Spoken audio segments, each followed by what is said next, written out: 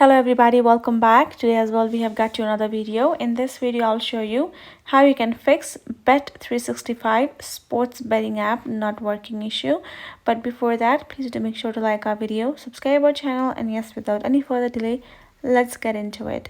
So for that, simply go ahead, open up your app store, go to search bar, type in Bet365 and wait.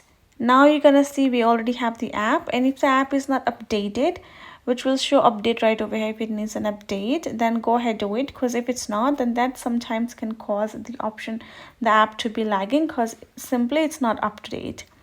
Do that, and if that doesn't help it as well, go to settings. Then from over here you're gonna go ahead, go to search bar, type in storage.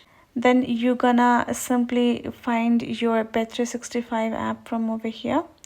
Tap on show all and then tap on offload app. That way you will simply be able to offload and reinstall the app and add in the information again and use it. It will be like updated version, and already everything is on reset, so you can do that as well.